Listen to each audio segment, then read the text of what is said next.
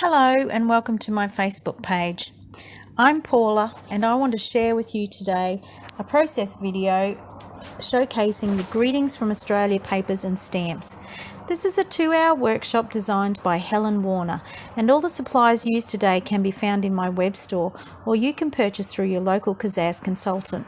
Actually, I didn't have all of the exact products listed in the project sheet, so I just used what I had on hand. For my page today, or pages, I'm using 4 6x4 portrait photos, and we'll be doing some heat embossing and some watercoloring using the Kaszazz branded watercolor pencils. Now, to begin the pages, I will trim to the gold border on both of these pattern papers called Golden Garland. These papers have a beautiful rich plum coloured side with a garland of Australian flowers on it and a forest green watercoloured look on the other side. I'll be using the green side. I started on the trimmer but found it to be easier just to use my scissors. These are going to be the base pages and they will be matted on some green cardstock called Pine, which you will see soon. I'm also trimming to the gold border on this patterned paper called Advent. It has stars and a sort of dark cloudy feel on one side and numbers on the other side. So this would be a great paper to use if you were thinking of making an Advent calendar. So I'm trimming this paper into 4 6.5 by 4 3/4 pieces to be photo mats. It's kind of an awkward cut, but I just used my trimmer to measure the 6.5 inch width and then cut to about 1/3 of the way, and then pulled it out of my trimmer and turned it around to measure 4 3/4 inches. I don't show this on camera because it took me a little bit to figure out how to do it. But doing it this way preserves the border for all 4 pieces, plus you can get 4 mats from one sheet of cardstock. And you can see how I laid out the photos there. That's the way you want to cut the paper. So the Pine Bee Essentials cardstock is going to be a border around the base patterned paper. And this cardstock is smooth on one side and textured on the other. You can use either side, but I like the textured side. So I'm gutting the paper, which basically means cutting the guts out of the paper. So I measured and cut at about 1 inch and 11 inches and then used my scissors to just finish those cuts. Now I'm left with 2 pieces of cardstock, and from each piece I'm cutting 2 mats at 6 3/4 by 4 5/8. So I end up with 4 mats. Now I did manage to cut a 2 a little short, but no worries, I just trimmed and glued some from the scraps to make it the right length, and no one would ever know. It's just a secret between you and me. The leftover pieces will be used for die cutting a bit later down the track. So now I'm just laying out all my pieces just to give me an idea of how everything goes together. This layout is such a beautifully simple design, and you could use the same design with any paper range.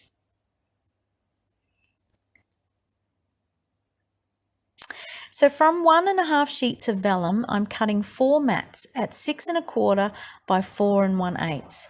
So I cut 3 from 1 sheet of vellum by measuring and cutting 6 1/4 inches across, and then cutting that piece in half, which becomes 4 1/8. And then cut the 3rd mat from the leftover piece.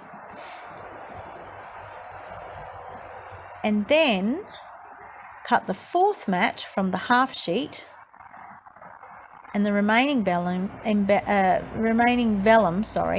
will be used for embossing the gum leaves. Now onto some stamping. Using the Aussie Christmas background stamp, and I'm sorry I had some issues with focusing this time round, and coffee archival ink, I'm stamping the green background papers in the center and around the edges. I'm not using a block because this stamping just adds some texture and interest to the background. So I just ink up the stamp and stamp in the middle and then around the edges in a pleasing fashion. So I will put a list of supplies in the comments and a link to my web store if you'd like to do some shopping. Don't forget, orders over $99 are shipped free in Australia. Unfortunately, we don't ship overseas, but maybe one day. If you have any questions about the products or techniques I used, please message me. I'd love to hear from you. And if you liked this video or think you have a friend or two who would like, please share it. I'd really appreciate it. It's school holidays next week, so I shan't get another video out because we're going camping, but hopefully the following week I'll be able to share another process video. So I'm planning on doing a number of Christmas layouts in September and October to get us in the mood for Christmas scrapping, but I hope I can also get my hands on some of the new products too.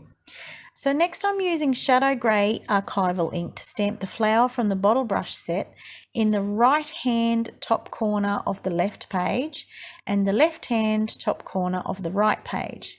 And then I use the gum leaves from that same set to stamp the left hand top corner of the right page and then the right top corner of the right page. Sorry, that should have been the left page. The right, yeah. Anyway, again, this just adds a bit of depth and texture and interest to the page. And so now I'm using the Sketchy Wombat stamp in the left bottom corner of the left page and again on the left corner of the right hand page. And lastly, I stamp the Sketchy Kookaburra on the right bottom corner and very crookedly, I might add, but it won't matter, it's just part of the background, so don't be too concerned about your stamping because I make boo-boos all the time. So now I'm going to add some splatters and I just love the look of it. It always adds some more interest and texture. I'm using Gathered Twigs Distress Oxide and smush that onto the Spectrum Noir craft mat, add a tiny little scoop of Perfect Pearls and some water and using my flat brush mixing that all around and then splattering that onto both my background pages. Now I'm using my stamping platform to stamp out some images ready to colour. I have some watercolour paper and I'm stamping using some black archival ink because that's waterproof and we are going to be colouring these images in the watercolour pencils. So first I'm inking up the Sketchy Wombat and stamping twice just to get a really good impression. And that's why I like using the stamping platform.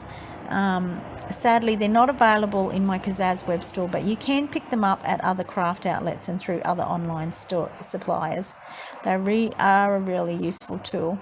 And then I just repeat that process with the Sketchy Kookaburra stamp. But now we're onto a smooth piece of cardstock and I'm stamping the Together Beautiful stamp in black archival ink twice to get a good impression. And from the Staying Home montage, I stamped the phrase, "There's no place like home." Bit of a story here because these are pictures of the tree and decorations from last Christmas, and we weren't even meant to be home. We had planned to travel interstate, but as I imagine has happened to so many people over the last 18 months, our plans had to change due to travel restrictions. It's a familiar story, no doubt. Anyway, I just clean off my stamps with a baby wipe and then put them aside in a basket to give them a good scrub later on. So now I'm trimming my greetings. The "There's no place like home" greeting, I'm trimming into a bit of a banner, just putting notches at each end. And the Together Beautiful sentiment, I'm trimming into 2 pieces and cutting around the shape of the words. And these are going to go above and below my photos on my left-hand page, which you will see shortly. So now I'm going to watercolor these images using the watercolor pencils, but you could use any water-based medium to color them. Kaszazz has so much to choose from. The instructions use aqua markers, but you could use the watercolor pens, either the plain or the metallic ones.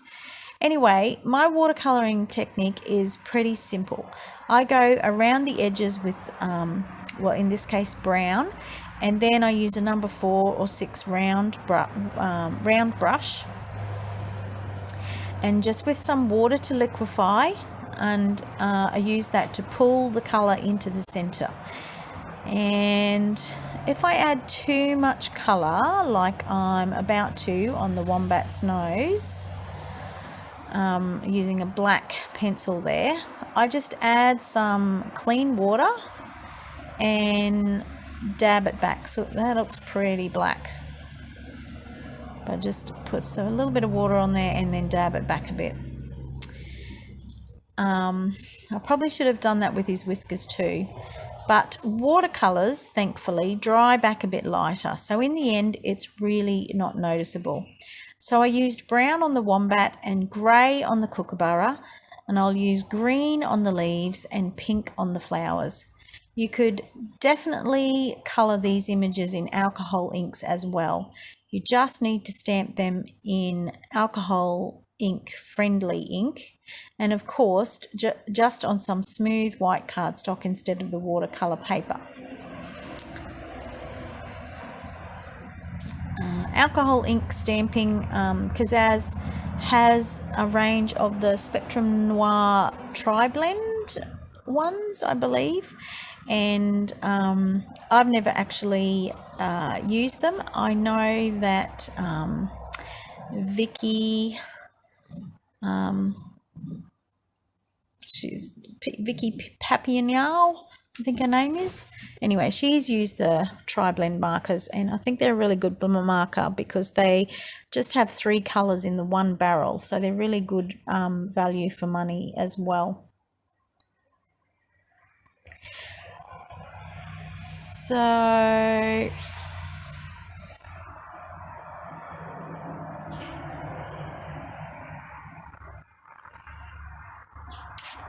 I'm just about to colour the leaves with some pink, and I have some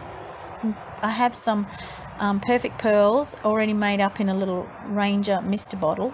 So when I colour the flowers, I use that to liquefy the pink, and it gives it that extra sparkle. I could have used it earlier when I was adding the splatters to the background, but didn't think of it. It's always good to have a bottle made up.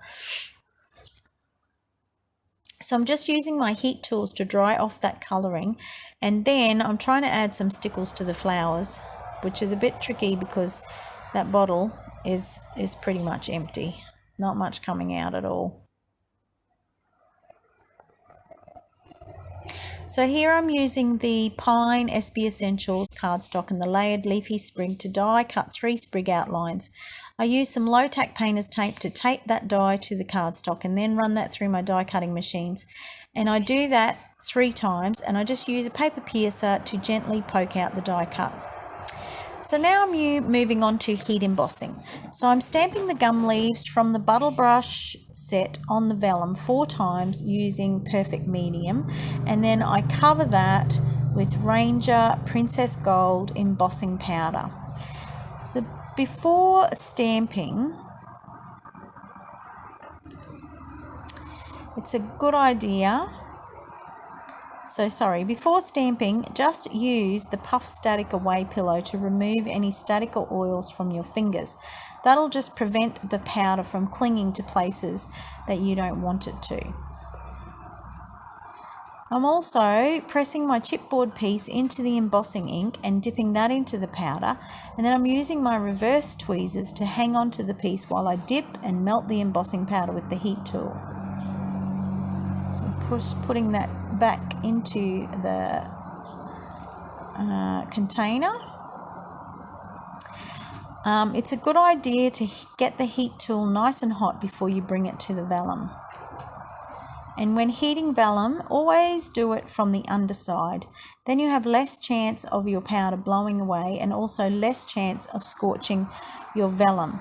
This embossing powder melts to a smooth finish and works really well on the fine lines of this gum leaf stamp.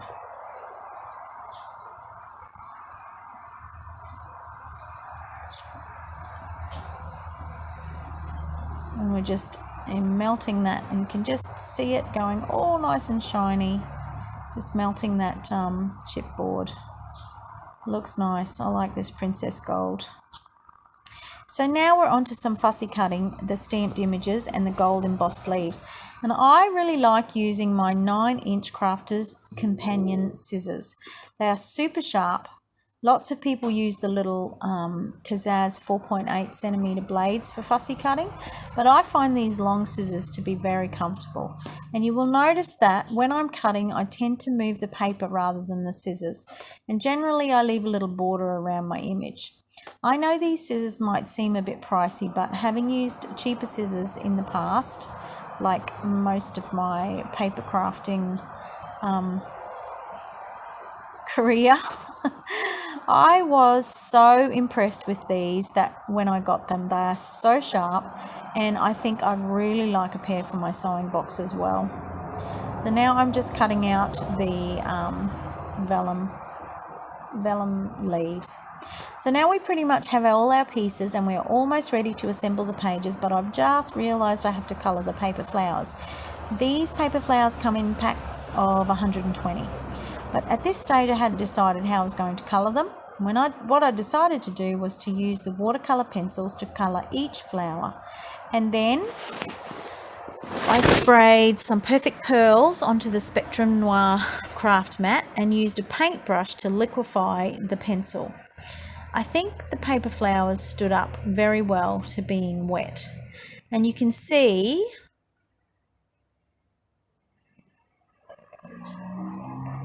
on the very last one now that I really laid some colour down, and the Perfect Pearls just make them sparkle, and I really like how the variations in colour. So now we are ready to begin assembling the pages. So I'm using my ink blending tool and some Gathered Twigs Distress Oxide, and using that to ink around the edges of the base pages and around the edges of the stamped images, the wombat and the sketchy kookaburra, and also around the sentiments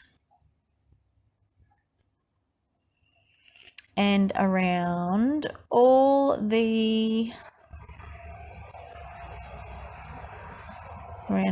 photo mats.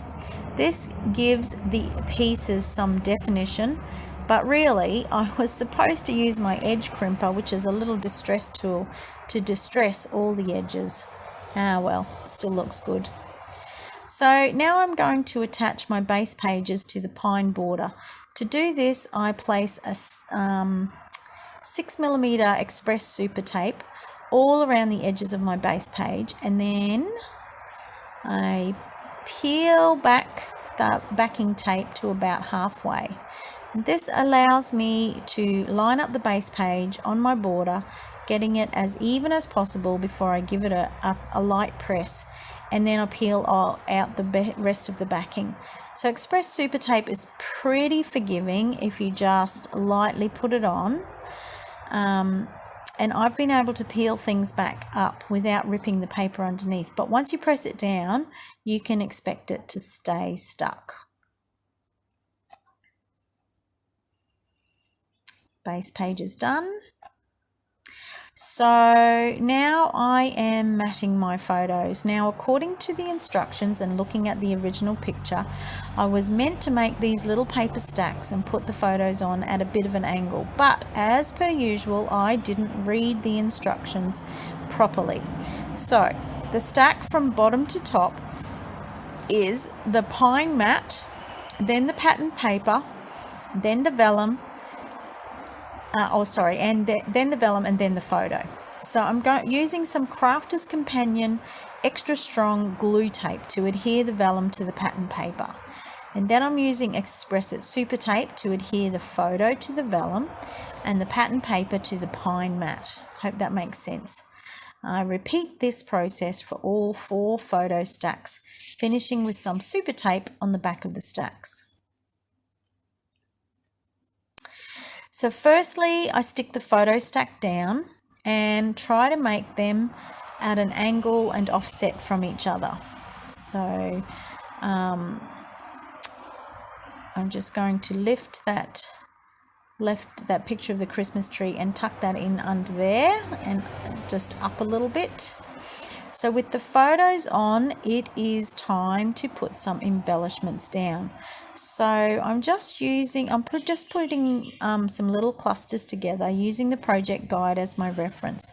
Initially it looks like I'm going to put the wombat there on that left hand corner, but then I swap it out for the kookaburra. So in my clusters, I've got a leafy sprig, a gold gum leaf, and some flowers. And I want to put that Christmas chipboard on that page along the bottom as per the picture, reference picture, but I just don't like it there. It just looks too cluttered, especially with the large sentiment.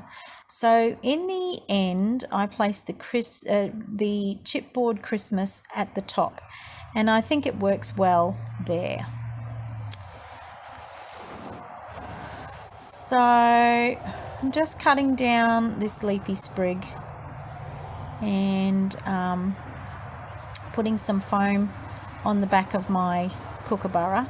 So I used some Crafter's Companion extra strong glue tape to glue down the vellum gum leaves, and I used Ranger's multi-matte medium to glue down the leafy sprigs and the paper flowers.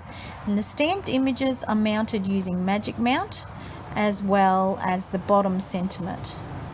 But the top sentiment is adhered using some super tape, so I can kind of tuck it into the top of the photo. And just to let you know that after I glued everything down, I used some ballerina liquid pearls to put centers in my flowers. So in the original, the animals have some Santa hats, which are quite cute and give the page a more Christmassy feel. I didn't have that stamp, and as I said, I just used what I had here. So when I'm putting my clusters on the page, I like to keep in mind the photos, and what I mean is I always want my photos to be the focus of the layout. The embellishment clusters should draw your eye to the photo. The other thing I'll be adding to the layout is some journaling, possibly along the top of the right-hand page. Dating the photos and telling the story is important to me, so I try to make space for it on every page. So the right page is pretty similar in its assembly, but just with two clusters. And according to the project sheet, these photos were meant to be landscape. So I had to make some adjustments to where the clusters and sentiment were. As I said earlier, this design is pretty simple, and I think it could be repeated in any patterned papers. So I just really want to thank you for watching to the end today. And as I finish up here, I'll just leave you with a few images of the finished product and some close-ups of those flowers. I loved how those flowers turned out. They just give that pop of color to the page. But again, thanks so much for watching to the end, and I really do hope to see you in the next video. So bye for now.